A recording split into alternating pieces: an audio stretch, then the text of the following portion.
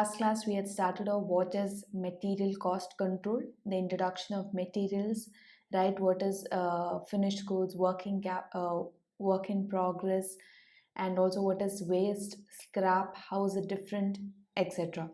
Then we started with what is how important controlling the materials is, right? There are three different categories to it. How do you material procurement, material storage and records, and material issues and valuation. So today we're going to study all the three different parts of material control. First one is material procurement. What is material procurement? It is simply the process of buying materials from the vendors or dealers. Okay, procurement is what? Purchase of materials, and it must be purchased in such a way that there is a continuous supply. Okay, there is a continuous supply for the production department, and also we should purchase it at a better quality of materials at a reasonable price. So we should always keep in check whenever we are buying the materials, there should be a continuous supply. It should be purchased at a better quality and at a reasonable price. Both are important. Price also is important, at what price you are purchasing and in what quality are you purchasing. Next, purchase procedure. This is commonly asked as a 5-marker. Explain the purchase procedure of materials. So there are simple 9 steps to it, starting with purchase requisition. Purchase requisition is when the organization decides or the purchase department decides that I need certain kind of materials. Okay, so these are the materials required for the upcoming production process. Okay, this is the quantity, this is the quality required, and this is the name of the material. Okay, so this form submission, okay, to the management is called as what? Purchase requisition form. Second, selection of the suppliers. So once we understand what is the materials required by the department, the second step is to choose the suppliers, because there are number of suppliers in the market who supply the same raw material. Okay, now it is up to the company to choose that one vendor or supplier from whom they have to purchase. Number 3, purchase order. So once you have selected, okay, Mr. A is the supplier of our goods or raw materials, then the purchasing department will place the order with those salesmen or suppliers. Okay, because we are aware that that supplier provides goods at a good quality and also at a reasonable price. And remember, purchase order is a written authorization to the supplier. So I'm giving him a copy of the purchase order. Whatever materials I want, at what price and at what quality. So once I place the order, step 4 is the receipt of materials. That is, whatever I've ordered, all the materials will be delivered to the godown or the company. Okay, and then number 5 or step 5 is inspection of materials. Now usually for production we are not purchasing in a one box or two box, like in a very small quantity. You usually purchase in a larger quantity. So it is very important for the purchase department to inspect the materials. Okay, whether the kind and the quality of materials that I am looking for, has it been delivered to me?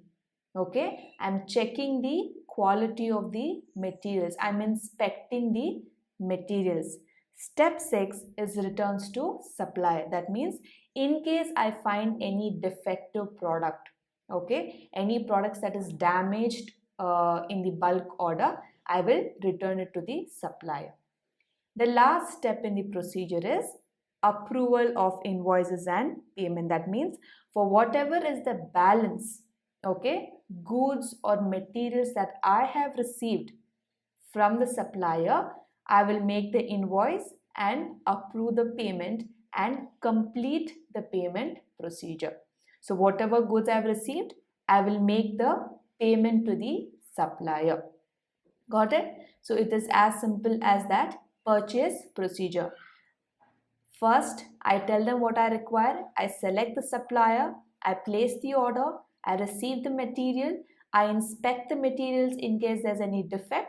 Then, if there is a defect, I will return.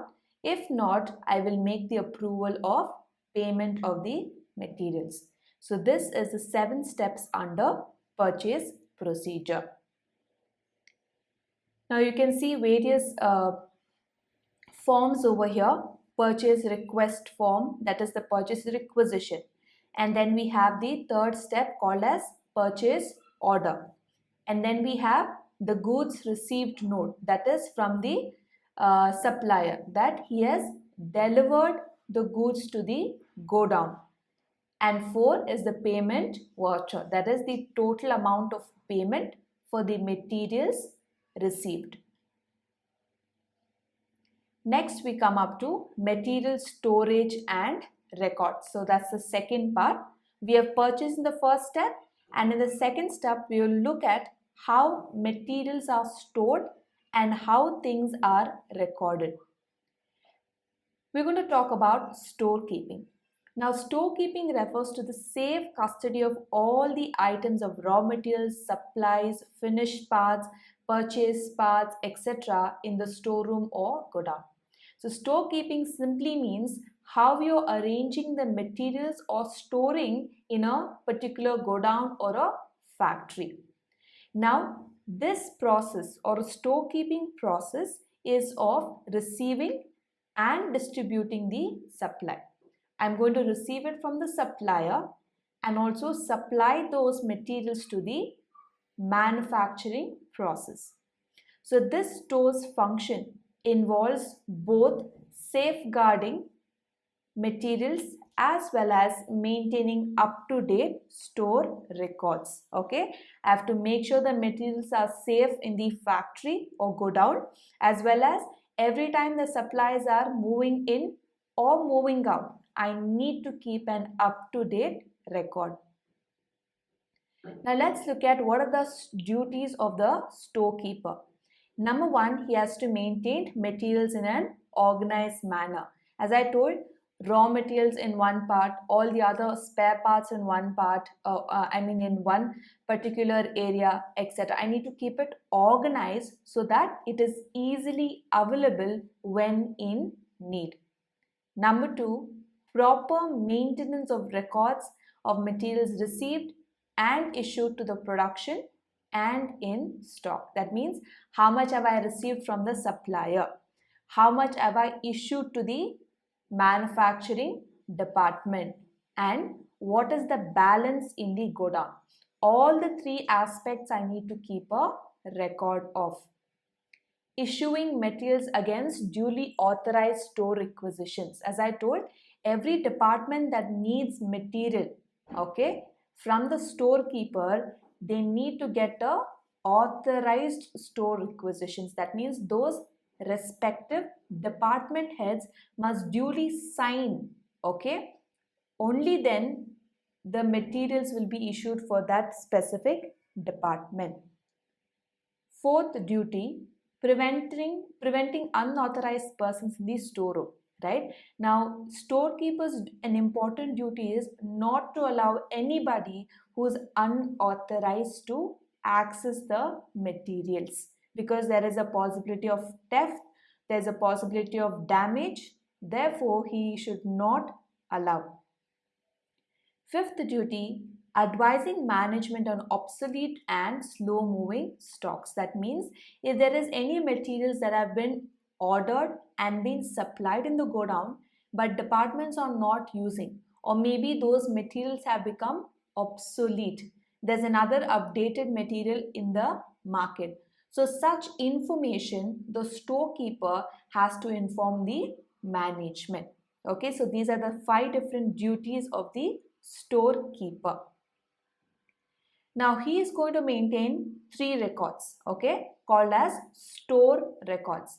Bin card, store ledger, and stock control cards. What's a bin card? It is a container in which the materials are kept. In simple, what is a bin? It is a container, any shape, size. It's a container where materials are stored. Now, a card is attached to each of this container or a bin, okay, which is called as the bin card. An entry is made at the time of each receipt or issue, and a new balance in stock is calculated. So every time there is a material stored in that container, and every time material is issued out of the container, a quick note or a quick detail or record is maintained on that bin card. Okay, just to keep things informed and organized, to know how much do we need to place order, or how much is scarce materials are there, etc. Just as an information, bin card will contain the details of receipt and issue. Second is the store's ledger. This ledger is maintained in the cost accounting department. Okay, there's a specialist department, CA department. Okay, now like bin cards, these store ledgers also contain the receipt and issue of materials. That means every time there's an inflow of materials, they record. Every time there's an outflow of materials, also they record. But what is the difference between bin card and store ledger? Bin card only records quantity. So many kgs there is inflow, so many units there is outflow. It only measures the quantity, that is the bin card. Whereas store's ledger, along with quantity, it will record the price of those goods. Keep that in mind. The major difference between a bin card and a store ledger is what? Bin card records only quantity. Store ledger records quantity plus the prices. Now, bin card is maintained by whom? Storekeeper. Store's ledger is kept by whom? Cost accounting department. Third one, stock control card. Now, this card again is a ledger card that contains inventory status for a given item. Okay, now what is the status? I have taken the materials from the purchase department. Okay, what is the status of this material? Is it in the raw material stage? Is it in the working progress stage? Or is it in the finished goods stage? What is the status of that inventory? Okay, so it covers at every stage of production process, that is right from the purchase and delivery to using and reordering the stock. So the complete status, or I would call it as the life cycle of that material, will be recorded under the stock control card. The last part, that is the materials issue and valuation. Now here we are going to study about the various documents authorizing the movement of materials. Number one is the store's requisition note. We already know this, right? It is the storekeeper who should issue materials on the presentation of a duly authorized note. So unless and until it is duly signed by the head of the departments, they cannot issue the materials. Next, bill of materials. That means it's a master requisition which lists all the materials required for the completion of the job. So materials will be printed, only quantity will be written. Meaning that in a specific department, we know what kind of materials they require. So every time they don't have to sit and write, these are the raw materials, these are the spare parts that we require. It will be printed in the form. How much you need, that is the quantity, only that can be written every time you order. Okay, because sometimes you might require less, sometimes you require more, but the materials are not going to change. The quantity can differ. Okay, so to complete a particular department task or a job, what all materials they require. It will be mentioned in the bill of materials. Next, materials return note. When materials are issued in excess of requirement, the unused materials are returned to the stores together with this note. Definitely, in case there is an excess material that the department does not want to use, it's surplus, okay? So it is called as unused materials. In such a case, the department can, along with that material return note or a form, can return back the materials to the purchase department or the storekeeper. Next, materials transfer note. Materials may have to be sometimes transferred from one job to another.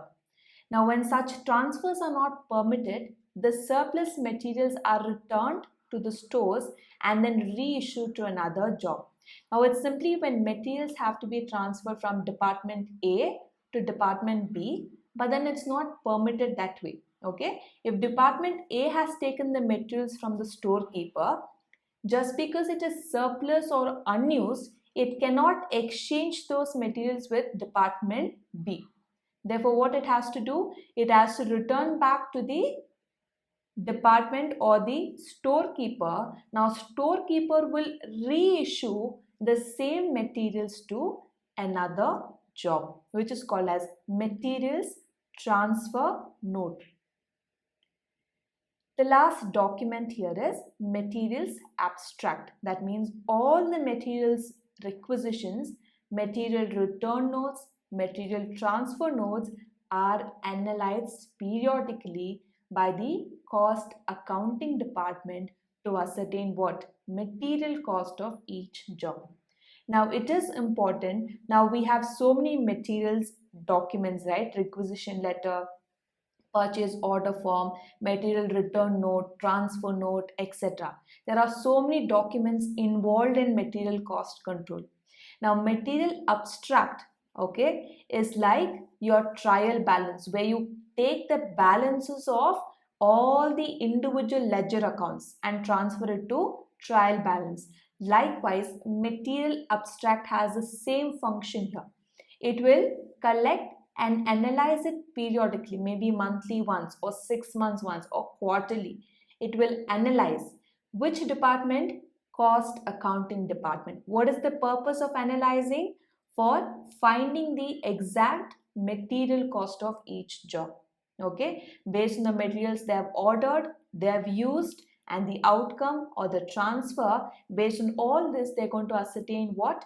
The material cost of each job.